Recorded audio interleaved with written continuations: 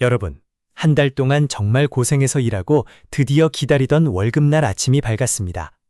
스마트폰에서 띠링 하고 입금 알림이 울리면 세상을 다 가진 것 같은 기분이 들죠. 하지만 그 기쁨도 잠시뿐입니다. 오후가 되면 신용카드 대금, 통신비, 보험료, 그리고 각종 구독 서비스 결제 문자가 폭격처럼 쏟아집니다. 분명 내 통장에 들어왔던 내 돈인데 마치 정거장을 지나가는 급행열차처럼 순식간에 빠져나가 버립니다. 결국 통장에는 쓸쓸하게 몇만 원의 잔고만 남게 되죠. 허탈한 마음으로 텅 빈 화면을 바라보며 이런 생각 한 번쯤 해보셨을 겁니다. 나는 매일 아침 지옥철을 뚫고 출근해서 이렇게 뼈 빠지게 일하는데 도대체 내 돈은 다 어디로 증발해버린 걸까? 오늘 우리는 이 미스터리를 풀어보려고 합니다. 출퇴근길에 무심코 열어본 인스타그램이나 유튜브를 보면 마음은 더 조급해집니다. 입사 동기는 주식으로 몇 천을 벌었다고 하고 대학 동창은 부모님 도움 없이 청약에 당첨되어 내 집 마련을 했다는 소식이 들려옵니다. 해외여행을 가고 오마카세를 즐기는 사람들의 화려한 일상을 보다 보면 점심값 몇천 원을 아끼려고 편의점 도시락을 고르는 내 모습이 한없이 초라하게 느껴지기도 합니다. 남들은 다들 저만치 앞서 달려가며 돈을 척척 모으는 것 같은데 왜 나만 제자리에 멈춰 있는 걸까요? 혹시 내가 남들보다 능력이 부족하거나 의지력이 약해서 이런 구차한 현실을 벗어나지 못하는 건 아닐까 하는 심한 자괴감에 빠지게 됩니다. 하지만 여러분, 너무 자책하지 마세요.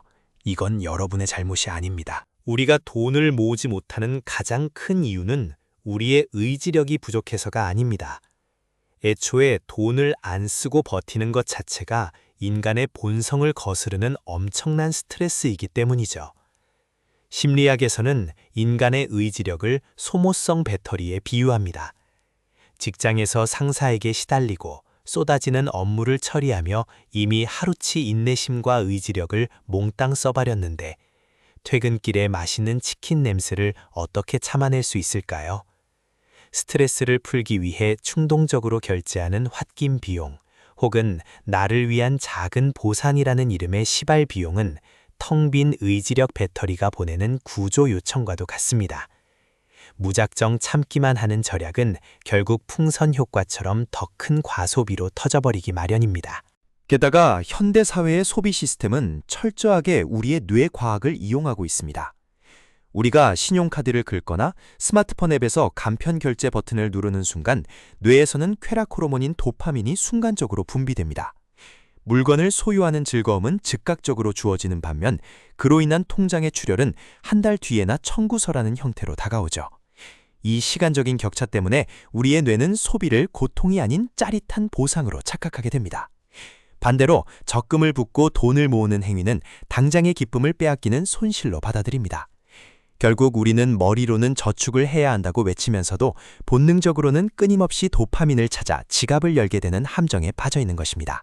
그렇다면 이 강력한 본능과 시스템의 유혹을 이겨내고 평범한 우리가 1억이라는 큰 돈을 모으려면 도대체 어떻게 해야 할까요? 정답은 아주 단순합니다. 내 나약한 의지력을 믿지 말고 애초에 고민할 필요가 없는 자동화 시스템을 구축하는 것입니다. 다이어트를 할 때 눈앞에 있는 초콜릿을 참는 것보다 아예 집안에 초콜릿을 사두지 않는 환경 설정이 훨씬 효과적인 것과 같은 이치입니다. 매번 돈을 쓸 때마다 이거 사도 될까? 참아야 할까? 스트레스 받으며 인지적 에너지를 낭비하지 마세요. 대신 돈이 들어오자마자 알아서 제 갈 길을 가도록 길을 터주기만 하면 됩니다. 이것이 바로 부자들이 입을 모아 강조하는 선저축 후 지출의 마법입니다. 자동화 시스템의 가장 기본이자 핵심은 바로 통장 쪼개기입니다. 통장이 하나뿐이면 내 전체 잔고가 생활비처럼 보여서 무의식적으로 씀씀이가 커지게 됩니다. 이제 여러분의 월급 통장을 4개의 역할로 확실하게 분리해보세요. 첫 번째는 급여 통장, 두 번째는 저축 통장, 세 번째는 소비 통장, 마지막 네 번째는 비상금 통장입니다. 이름만 거창할 뿐이지 요즘은 스마트폰으로 비대면 계좌를 만드는데 5분도 채 걸리지 않습니다. 이 4개의 계좌는 마치 축구팀의 각 포지션처럼 여러분의 재산을 방어하고 공격하는 완벽한 진영을 갖추게 될 것입니다. 단 한 번의 번거로움만 감수하면 평생 돈 걱정 없이 살 수 있는 튼튼한 기초공사가 완성되는 셈이죠. 먼저 급여 통장을 살펴볼까요? 급여 통장은 돈이 오래 머무르는 곳이 아닙니다. 마치 기차역의 환승센터 같은 역할이죠. 월급이 들어오면 고정적인 공과금이나 대출 이자처럼 숨만 쉬어도 나가는 필수 고정 지출만 여기서 자동으로 빠져나가게 됩니다. 그리고 남은 돈은 다음 날 지체 없이 다른 3개의 통장으로 뿔뿔이 흩어져야 합니다. 월급날 직후 급여 통장의 잔고는 0원에 가깝게 유지되는 것이 가장 이상적입니다. 돈이 눈에 보이지 않아야 아웃 오브 사이트, 아웃 오브 마인드, 즉 마음에서도 멀어지고 쓸 궁리를 하지 않게 되기 때문입니다. 급여 통장을 그저 톨게이트 정도로만 생각하세요. 가장 중요한 두 번째는 저축 통장입니다. 여러분, 내 미래를 위해 투자하는 이 돈은 반드시 가장 먼저 빼두어야 합니다. 남은 돈을 저축하겠다는 생각은 오늘부터 쓰레기통에 버리세요. 쓰고 남는 돈이란 세상에 존재하지 않습니다. 급여일 다음 날 무조건 월급의 40% 혹은 최소 30% 이상이 이 저축 통장으로 자동 이체되도록 설정하세요. 처음 2-3달은 생활비가 쪼들려 고통스러울 수 있습니다. 하지만 인간은 저글의 동물입니다.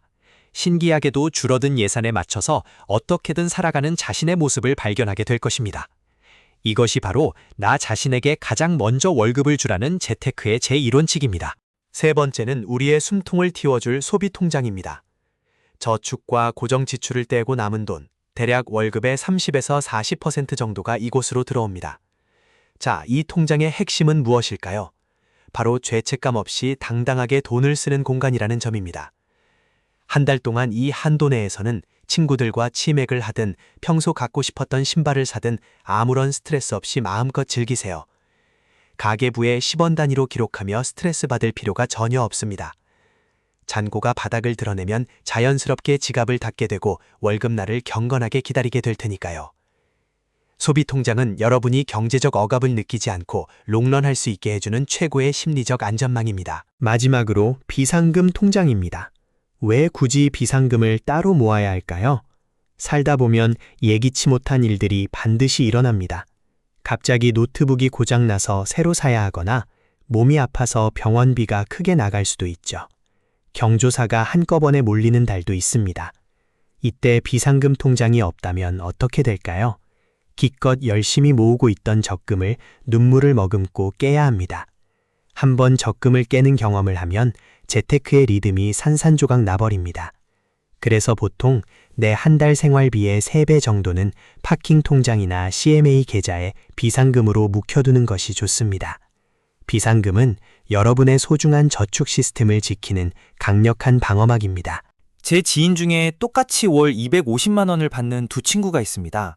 한 명은 엑셀로 가계부를 쓰며 매일 100원 단위까지 꼼꼼히 기록했지만 스트레스가 쌓일 때마다 한 번씩 크게 지르는 바람에 3년 뒤 통장 잔고는 1,000만 원에 불과했습니다.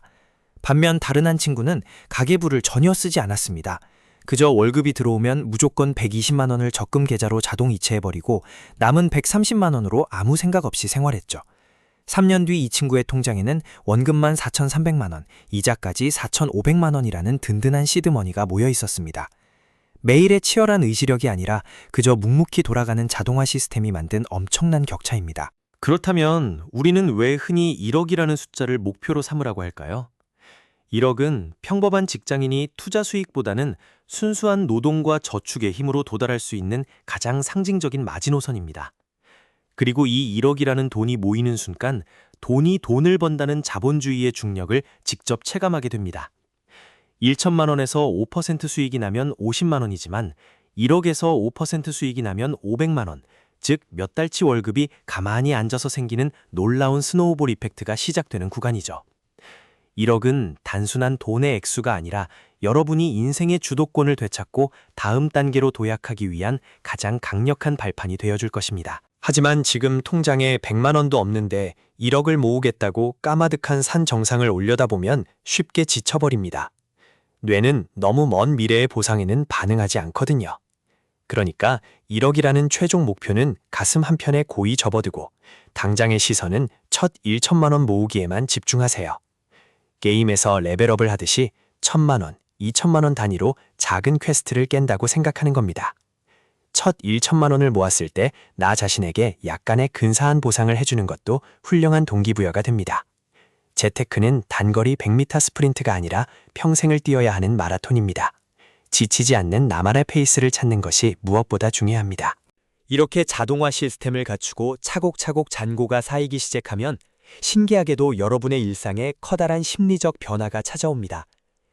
예전에는 회사에서 상사가 부당한 지시를 해도 당장 다음 달 카드값이 무서워서 숨을 죽여야만 했습니다.